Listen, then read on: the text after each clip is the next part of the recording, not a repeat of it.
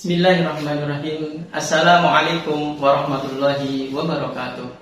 Alhamdulillahirabbil alamin wal 'aqibatu lil muttaqin. Wassalatu wassalamu ala nabiyil mursalin wa ala ashabi ajmain. Para pemirsa yang dirahmati Allah Subhanahu wa taala, bulan Ramadan bukan sekedar syahrul siyam, bulan puasa. Tidak pula sekedar syahrul qiyam, bulan salat tarawih.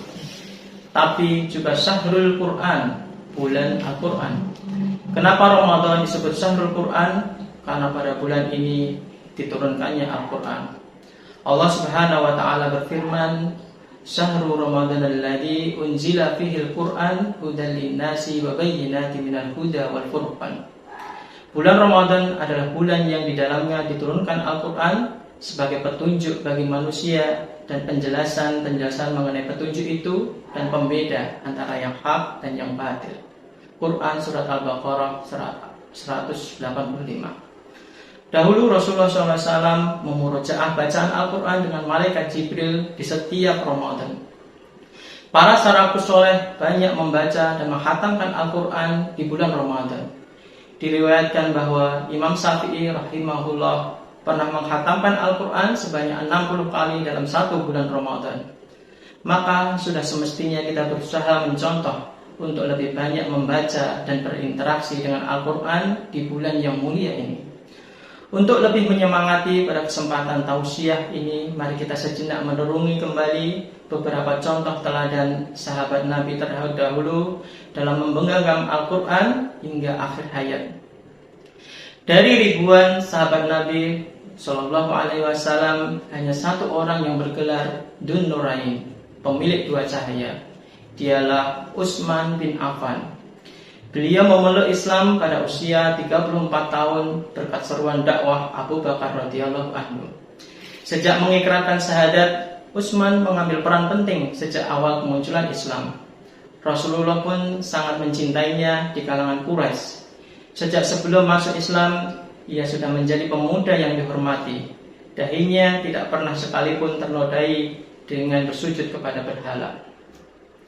Keutamaan lain dalam diri Utsman yang paling menonjol adalah kedekatannya dengan Al-Quran. Banyak sabda Nabi tentang Al-Quran yang diriwayatkannya. Pun juga banyak ucapan yang menunjukkan kecintaannya yang besar untuk hidup bersama kitab Allah.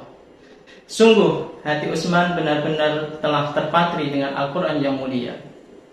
Para pemirsa yang dirahmati Allah Subhanahu wa taala, Utsman dengan keterlimpahan hartanya, dia tetap menyibukkan diri dengan Al-Quran.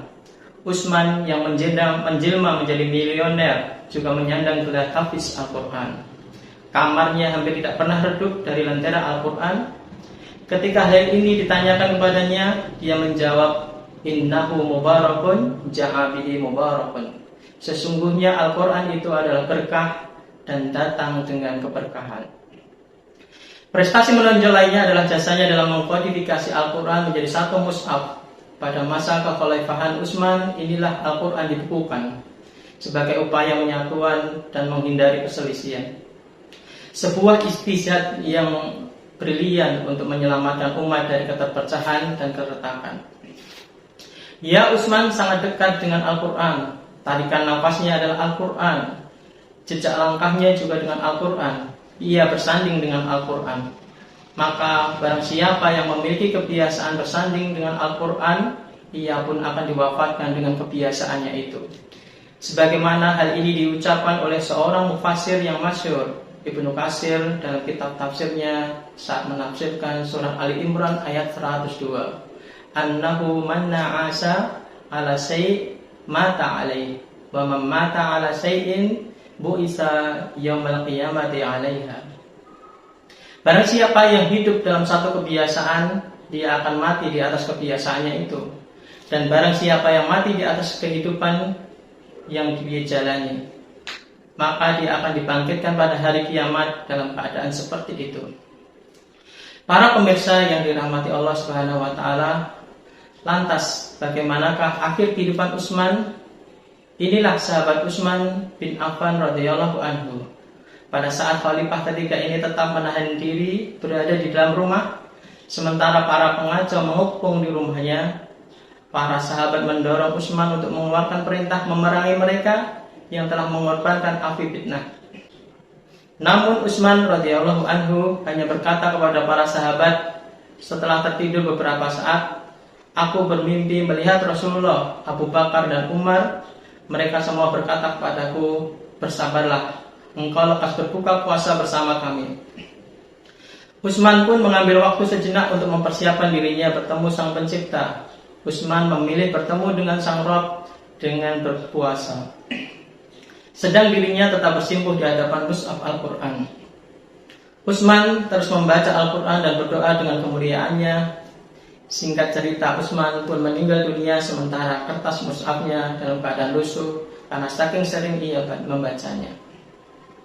Saat pemberontak menyerbu masuk, istri Uman berkata, sebagaimana yang disebutkan Ibnu Katsir dalam kitabnya Al-Bidayah wa An-Nihayah, "Uqtuluhu aw da'uhu, fa wallahi laqad kana yuhyiyal laili bil Qur'ani fi raqatin." Kalian bunuh dia atau kalian tinggalkan dia.